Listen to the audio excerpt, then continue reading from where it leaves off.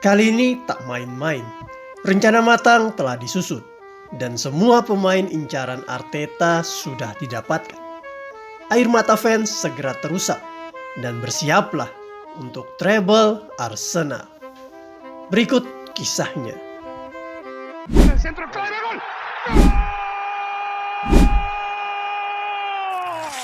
Football Universe.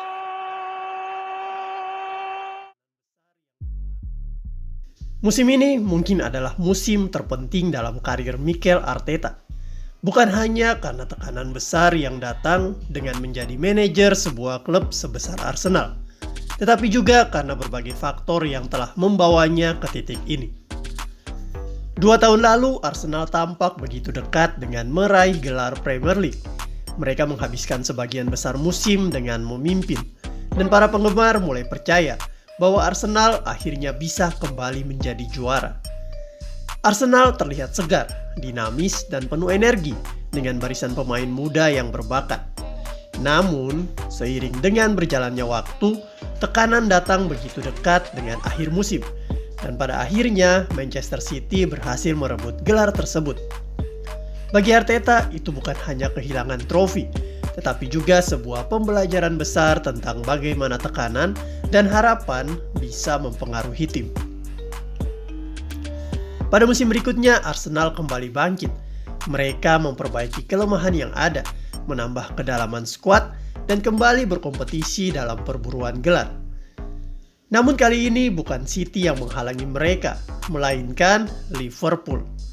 Arne Slot dan pasukannya berhasil menggagalkan impian Arsenal untuk meraih gelar Premier League lagi. Tetapi yang lebih mencengangkan Arsenal adalah kegagalan mereka di Liga Champions. Setelah tampil luar biasa dan mengalahkan Real Madrid, Arsenal akhirnya dipermalukan oleh PSG. Semua harapan dan ekspektasi pun sirna begitu saja.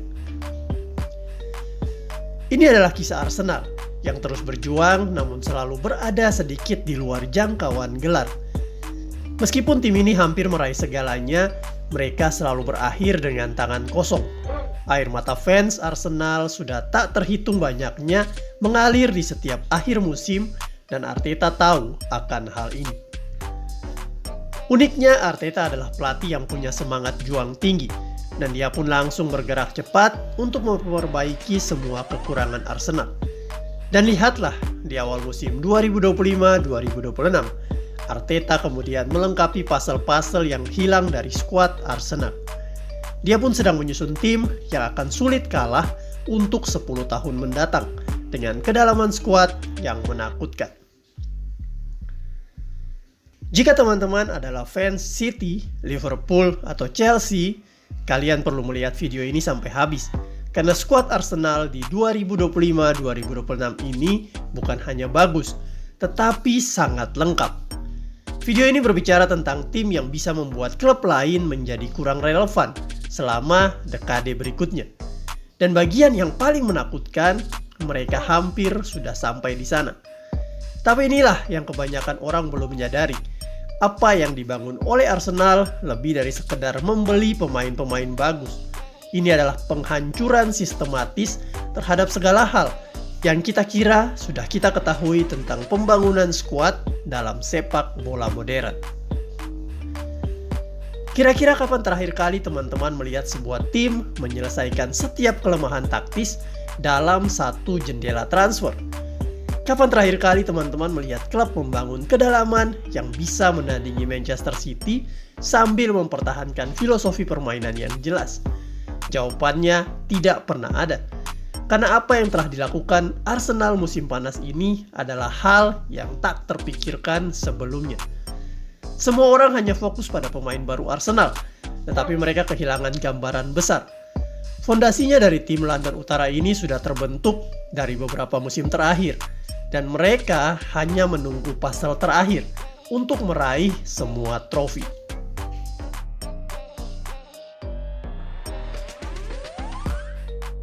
William Saliba dan Gabriel Magalhaes bukan hanya bek tengah yang bagus, mereka adalah pasangan terbaik di Premier League saat ini.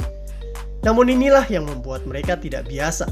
Sebagian besar pasangan bek tengah elit memiliki satu pemain pengatur permainan dan satu orang destroyer.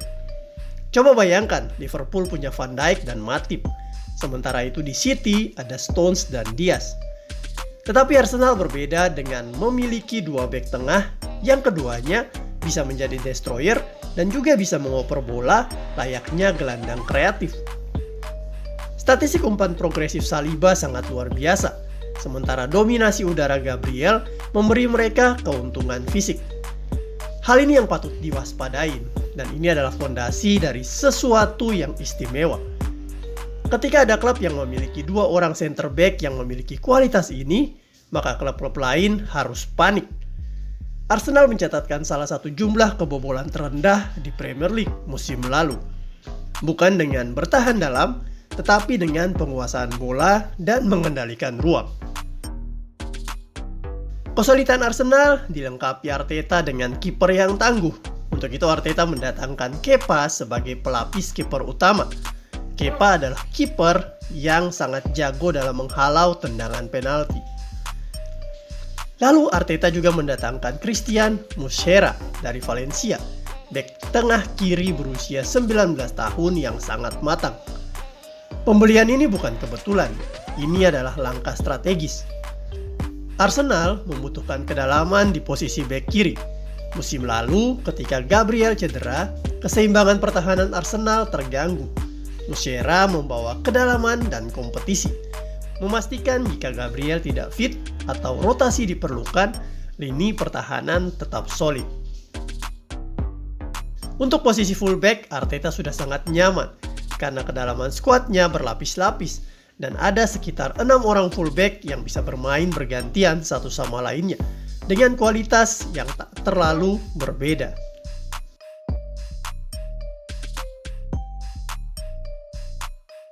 Langkah penting Arteta adalah mendatangkan Martin Zubimendi seharga 51 juta pound dari Real Sociedad. Kebanyakan orang melihat hal ini sebagai Arsenal membeli gelandang bagus, tetapi mereka lupa ini adalah langkah strategis Arsenal membangun lini tengah paling mematikan dalam sejarah Premier League. Zubimendi bukan hanya gelandang bertahan biasa, dia adalah pemain yang membantu Spanyol mengendalikan final Piala Eropa. Dia adalah seorang yang bisa mengatur tempo, merebut bola kembali, dan mengirim umpan di bawah tekanan yang sangat tinggi. Tetapi kan Arsenal sudah memiliki Declan Rice yang mereka beli dengan harga 105 juta pound. Sebagian fans bola akan berpikir seperti lini tengah mereka terlalu menumpuk. Tetapi sebenarnya Arteta sedang lagi menetapkan kedalaman skuad ke next level. Bagaimana jika kita punya dua pemain gelandang dengan kualitas super seperti ini? Sekarang bayangkan, Rice membawa bola maju dengan kemampuan menggiring bola luar biasa. Sementara Zubimendi duduk lebih dalam, mengendalikan ritme permainan di belakang mereka. Martin Odegaard memiliki kebebasan penuh untuk menciptakan alur serangan dengan yakin benar bahwa dia memiliki dua pemain kelas dunia yang akan menutupi setiap inci lapangan. Ini bukan hanya lini tengah yang lebih bagus, ini adalah lini tengah yang bisa mendominasi sepak bola Eropa untuk dekade berikutnya. Hal ini sangat mendukung fleksibilitas taktis yang bisa tercipta.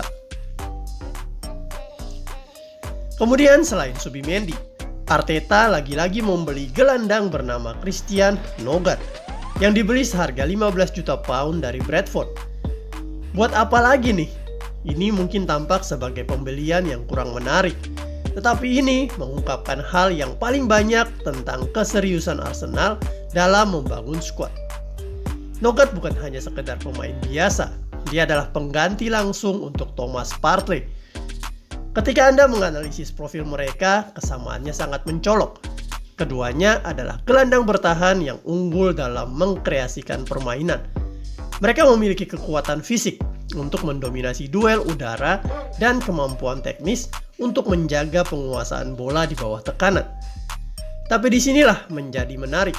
Partey meskipun memiliki kualitas saat fit, sering diganggu cedera sepanjang karirnya di Arsenal. Partey juga sangat rawan kartu karena emosinya yang menggebu-gebu. Maka Arsenal membutuhkan seseorang yang bisa menawarkan kualitas serupa tetapi dengan keadaan yang tidak bisa diberikan Partey. Norgard adalah kapten Brentford, pemain yang telah menjadi salah satu pemain paling konsisten di Premier League selama 3 musim terakhir. Seperti Partey, dia sangat baik dalam membaca permainan dan melakukan intersepsi penting. Seperti Partey juga, dia nyaman menerima bola di bawah tekanan dan memulai serangan dari posisi dalam. Tetapi yang ditawarkan Norgard yang tak bisa diberikan Partey adalah ketersediaan. Ini adalah pemain yang hanya melewatkan beberapa pertandingan Premier League dan tidak pernah cedera dalam 3 musim terakhir. Ketika Arsenal membutuhkan dia akan ada di sana.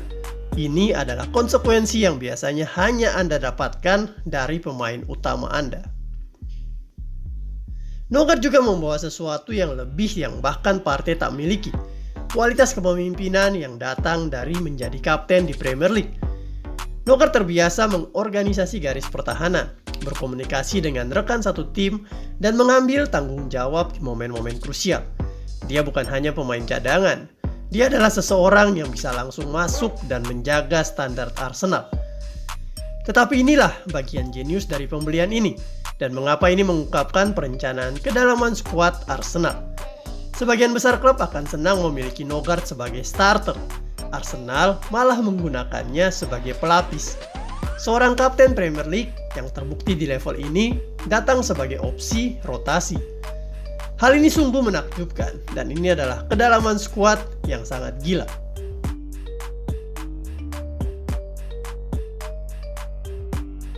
Hal yang selama ini belum dimiliki Arsenal adalah striker nomor 9 murni. Inilah puzzle yang selama ini hilang dari permainan Arsenal. Finishing Arsenal seringkali kurang tajam karena mereka belum memiliki tokoh house goal di kotak penalti.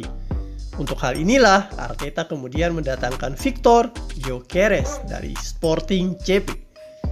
Gyökeres adalah target man yang mampu melesatkan 97 gol dalam 102 pertandingan untuk Sporting CP. Hal ini berarti dia mampu mencetak hampir 1 gol per pertandingan selama 2 musim penuh di liga yang kompetitif. Dia bukan hanya pencetak gol, lihatlah bagaimana dia bermain, dan Anda akan melihat seorang penyerang yang bisa bertahan seperti seorang target man, menciptakan peluang seperti playmaker, dan menekan seperti seorang gelandang. Gyökeres adalah 3 pemain dalam 1.